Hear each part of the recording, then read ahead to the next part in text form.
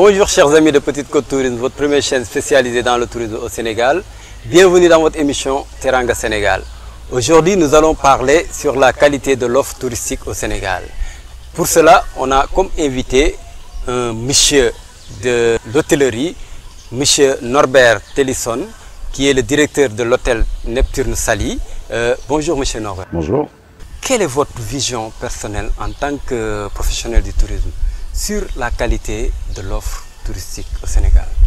Écoutez, la vision c'est sûr qu'il y a encore beaucoup de choses à faire, c'est clair.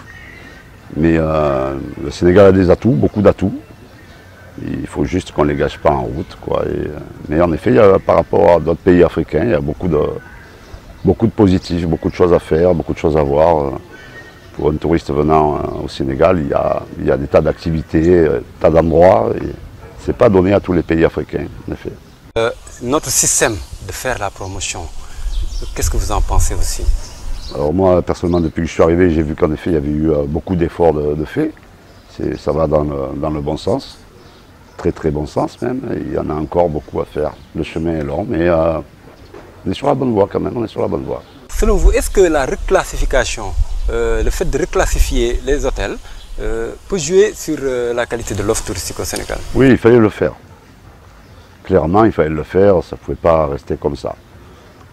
J'y mettrais un petit bémol, il aurait peut-être fallu un petit peu prévenir les hôteliers en amont, leur donner les nomenclatures adéquates pour, à la limite, pouvoir un peu mieux se préparer pendant quelques temps. Mais en fait, de toute manière, il fallait le faire et peut-être que si on avait laissé du temps, ça ne se serait jamais fait. Donc là-dessus, je ne peux pas vous dire tout bon ou tout mauvais, mais il fallait le faire. Comment vous trouvez notre compagnie Air Sénégal qui agrandit de plus en plus son parc aérien? Oui, alors ça c'est clair que c'est une très bonne chose, qu'Air Sénégal soit là. Bon, après ils viennent de démarrer et c'est pareil, il ne faut pas se tromper. Parce que c'est toujours la première impression que vous laissez aux gens. Quand ce n'est pas bien au départ, c'est très dur de rattraper une mauvaise impression. Très très difficile. Et là-dessus, il y a encore du boulot. Mais comme l'a dit le ministre la dernière fois, moi-même, j'ai par exemple tout fait pour privilégier Air Sénégal auprès de notre clientèle, plutôt que, je ne vais pas citer les noms d'autres compagnies, notamment françaises. Mais je vous donne un exemple, j'avais un groupe de 110 personnes pour le mois de décembre. Je n'ai jamais pu avoir des tarifs. Et c'est dû à quoi? On a essayé de taper à toutes les portes d'Air Sénégal, 110 billets, c'est pas rien quand même. Hein. Ça commence à faire. On n'a pas pu nous donner des tarifs, parce que les dates étaient trop lointaines. Et si les gens n'ont pas les tarifs bien avant, ils ne peuvent pas commercialiser leur offre, puisqu'ils n'ont pas de tarifs. Mais est-ce que c'est ce qui se fait avec les autres compagnies? Non, non, ça faisait 3 ans qu'ils venaient. Avant, il y avait Corsair, ils n'avaient jamais eu de problème. Voilà. Donc là, on n'a pas pu avoir de tarifs. Alors qu'avec Corsair, on les avait 6-7 mois avant, donc des tarifs groupes. Mais là, on ne demandait même pas des tarifs groupes, même qu'ils nous donnent les tarifs publics.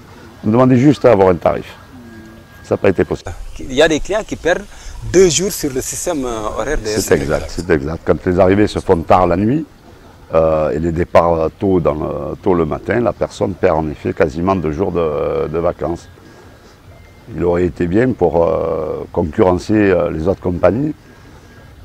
Alors il y a aussi la position tarifaire qui joue, mais la position horaire est très importante, vous avez tout à fait raison. Et les tours opérateurs, des fois on a comme l'impression qu'au niveau des tours opérateurs en Europe, plus particulièrement en France, parce que c'est eux qui nous donnent la plupart de nos clients.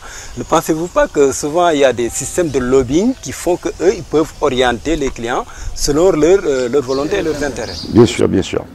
Bien sûr que ça joue, on le voit rien que dans leur offre souvent sur Internet. Hein, vous ne verrez jamais le Sénégal en première position. Donc c'est clair que ça joue.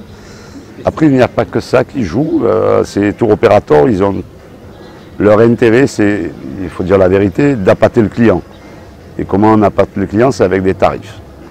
Donc quand vous prenez un Paris-Tunisie, un Paris-Tunis par exemple, il y a 84 000 francs CFA de taxes d'aéroport.